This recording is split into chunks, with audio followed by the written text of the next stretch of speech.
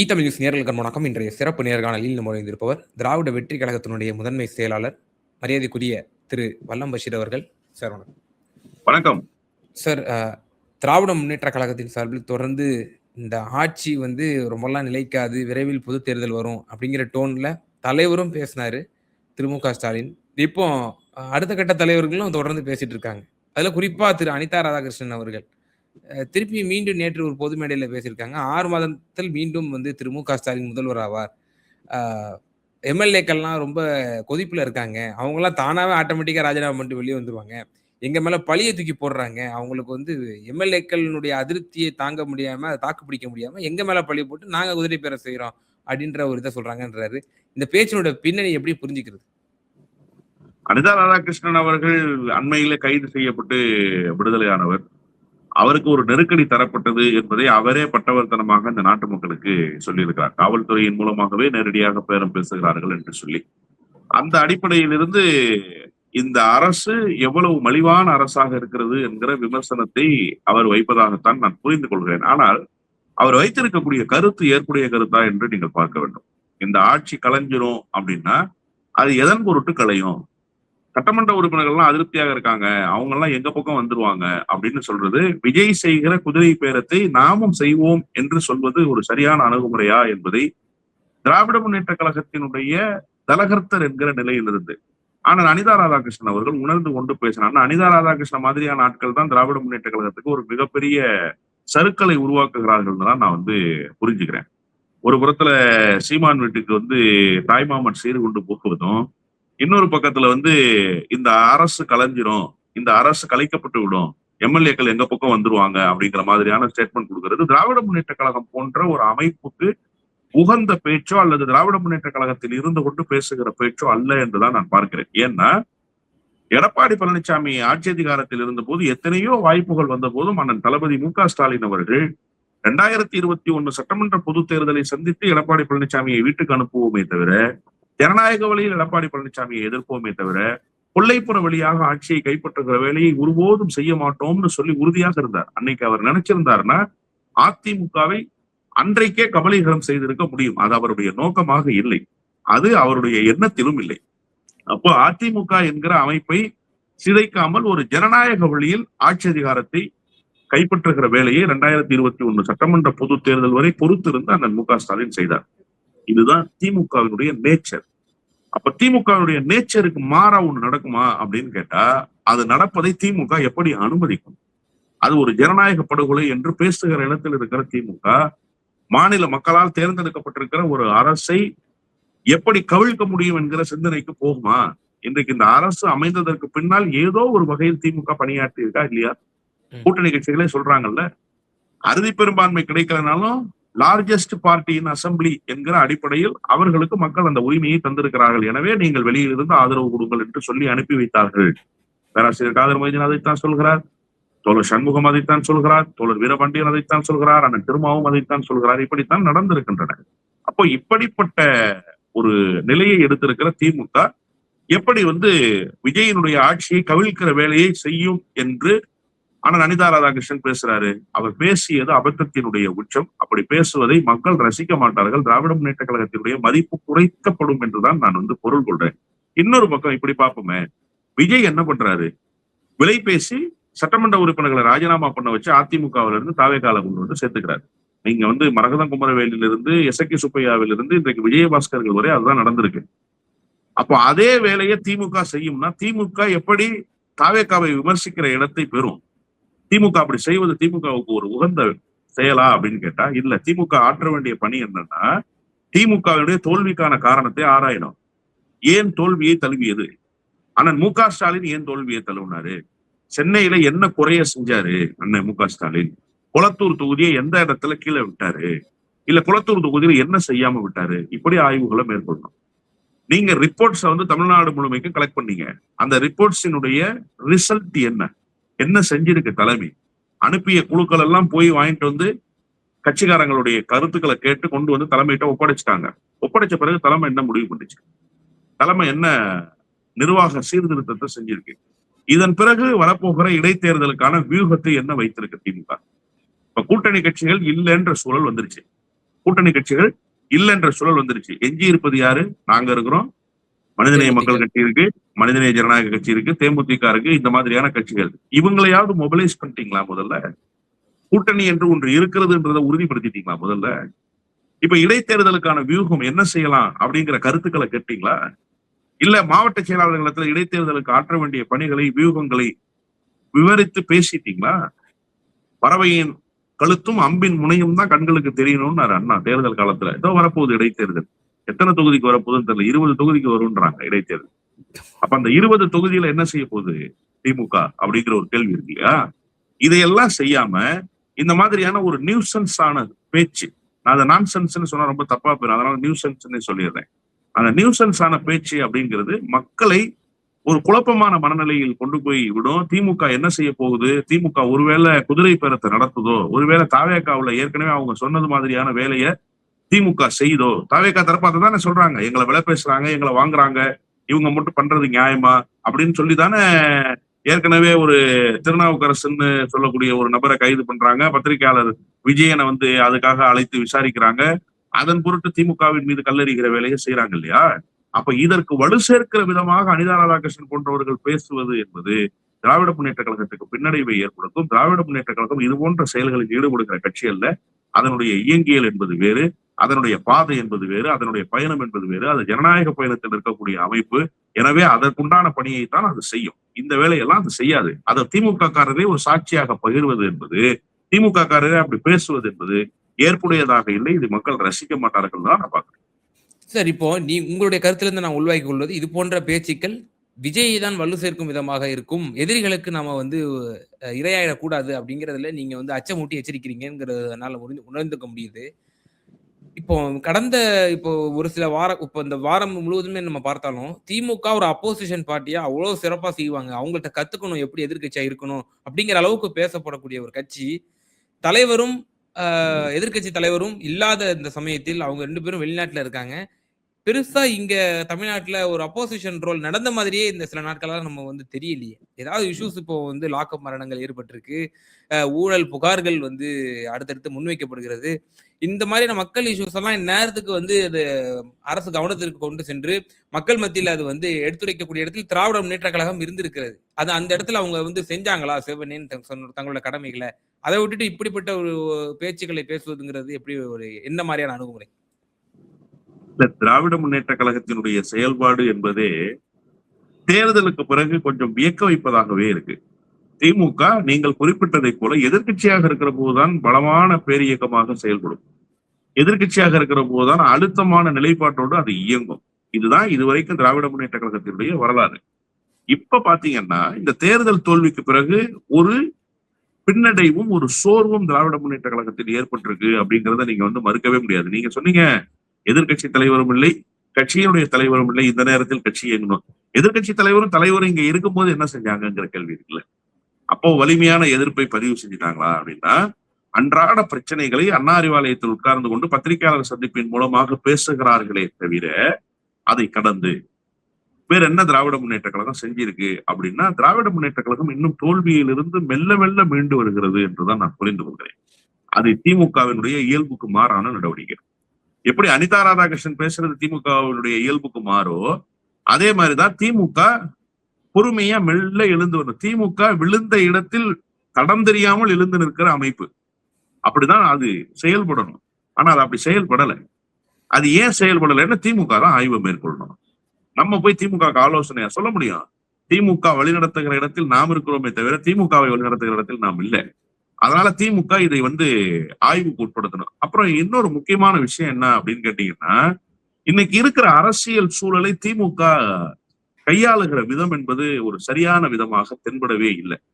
நீங்க இதுவே ஜெயலலிதா அம்மையாராக இருந்திருந்தால் கொடநாடு பங்களாவில் போய் ரெஸ்ட் எடுத்துக்கிட்டு கட்சியை வலிமையா கொண்டு செலுத்துகிற வேலையை செஞ்சிருப்பாங்க.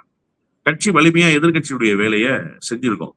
அதே போல கலைஞர் இருந்திருந்தாலும், அண்ணன் மு.க. ஸ்டாலின் பழைய அந்த உறுதிப்பாட்டோடு இருந்திருந்தாலும் அந்த கட்டமைப்பு என்பது வேறாக இயங்கி இருக்கும். ஆனா ஏன் இப்ப இந்த சுணக்கம் ஏற்பட்டிருக்கு, இப்ப ஏன் இந்த தொய்வு ஏற்பட்டிருக்கு அப்படின்றத உண்மையிலேயே ஆய்வுக்கு தான் உட்படுத்தணும். ஆனா திமுகவினுடைய, நான் மீண்டும் மீண்டும் சொல்றேன், திமுகவுடைய இயல்புக்கு மாறாக திமுக ஒரு தயக்கத்தை காட்டுகிறது. திமுக ஒரு பின்னடைவை அச்சமாகவே எடுத்துக்கொண்டு களத்துக்கு வருது. ஒரு பின்னடைவுன்றது ஒரு பெரிய சங்கடம், அது ஒரு வருத்தம், அது நாங்க எதிர்பார்க்காதது அப்படிங்கிறத நீங்க களத்துல சொல்லவே வேண்டியதில்லை.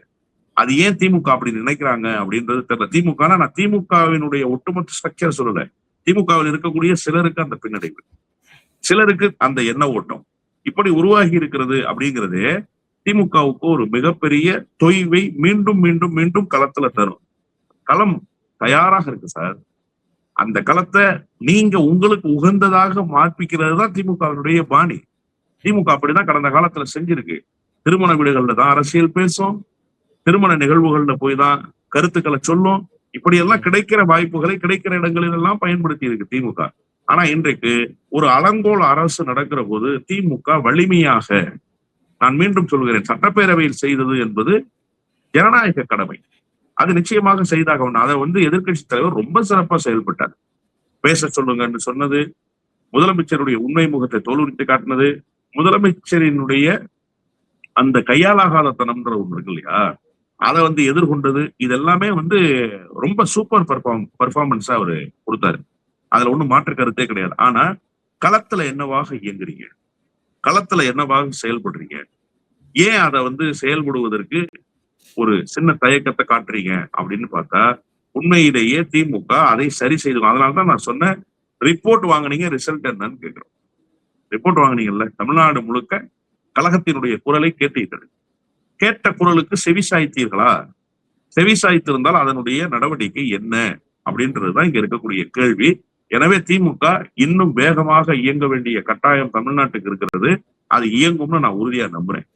சார், இப்போ நீங்க சொன்னீங்க, ஒரு தோழமை கட்சிங்கிற அடிப்படையில திராவிட முன்னேற்ற கழகம் தோல்வி பரிசீலனை செய்ய வேண்டும். அதே போல கூட்டணி கட்சிகளை இன்னும் நீங்க எப்படி ஸ்ட்ரென்தன் பண்ணலாம்னு சொல்லி எங்களை எல்லாம் நீங்க அணுகி நீங்க இன்னும் அதை வலுப்படுத்துறதுக்கான வேலைகளை பார்க்கணுன்ற மாதிரி சொன்னீங்க. இப்போ என்ன கூட்டணி என்ன முடிவு எடுக்க போறாங்க? வெளியில இருந்து வைக்கக்கூடிய விமர்சனங்கள்லாம் ரொம்ப அதிர்ச்சியா இருக்கு. சீமான் அவர்களோடு காட்டக்கூடிய இணக்கம், பாஜகவுடன் திமுக போக போகிறதா அப்படிங்கிற இதெல்லாம் ஏசியமான பல தகவல்கள் வந்து கொண்டிருக்கின்றன. இதற்கு முற்றுப்புள்ளி வைக்கக்கூடிய இடத்திலும் திராவிட முன்னேற்ற கழகம் இருக்கிறது. அதற்கும் முற்றுப்புள்ளி வைக்கவில்லை.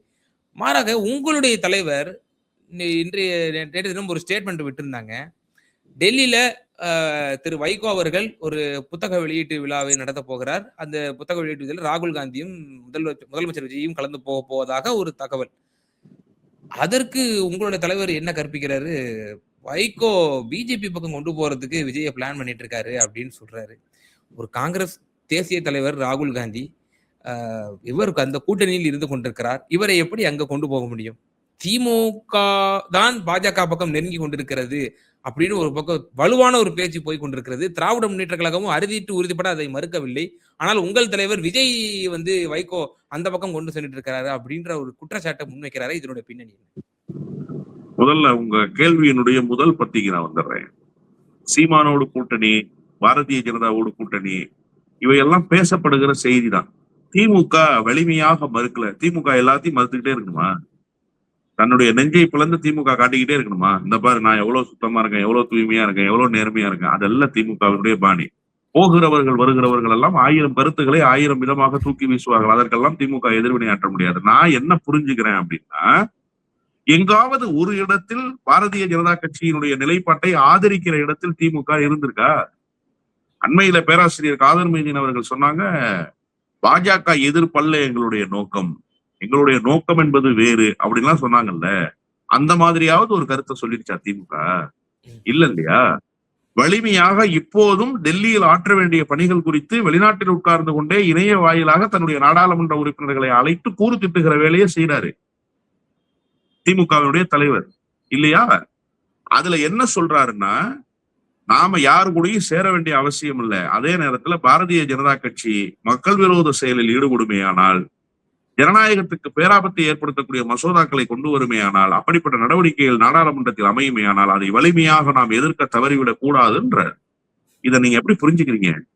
பாஜக எதிர்ப்ப உன்னை விட நான் பெட்டரா பண்ணுவேன்டா, எனக்கு தெரியும்டா அந்த வேலை, நீ எனக்கு சொல்லி தராத, நீ எனக்கு பக்கத்துல நின்னாதான் நான் அதை செய்வேன்னு நினைக்காத, நான் என்ன செய்யறேன்னு மட்டும் பாரு, பாஜகவை கதற விடுற வேலையை நான் செய்வேன் அப்படின்னு ஒரு சூளுரையை மேற்கொண்டிருக்கிறாருன்னு நான் புரிஞ்சுக்கிறேன். இது எப்படி பாஜகவோடு ஒட்டு, உறவு, கூட்டணி, நட்பு இப்படி எல்லாம் நீங்க புரிஞ்சுக்குவீங்க?